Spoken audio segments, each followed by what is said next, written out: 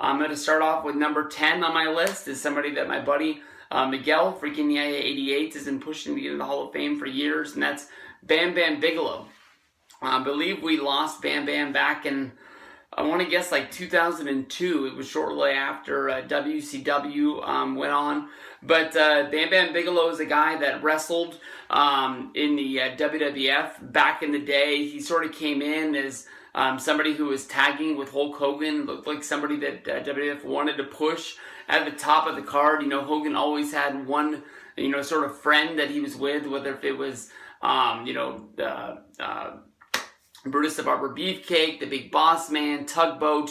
He always had somebody sort of on his coattails, whether if that was so, Bam Bam can go off and run the B shows or the C shows and be that main event guy. But Bam Bam was there. I can remember him wrestling on a few WrestleManias, and then out of the middle of nowhere, he was gone. And I've never really heard the story over why Bam Bam left. From listening to the Tony Schiavone podcast, I've realized that he popped up in the NWA. But I went through a long period of time not knowing where Bam Bam Bigelow was before he popped up in ECW, and thinking how cool it was that he was tearing it up with Rob Van Dam. He won the ECW television championship.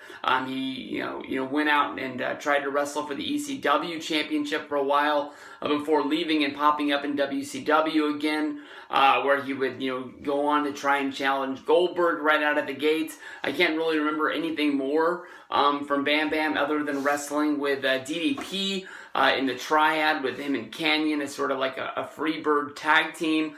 Bam Bam had one hell of a career. When we were talking about Vader sort of changing the way you look at big guys in the business, I think Bam Bam is right there with you, doing the moonsaults and the cartwheels in the ring. Right there. He was also in one of the first WrestleMania Nintendo games, if you go back. That's how big this guy was. So, number 10 on the list, Bam Bam Bigelow.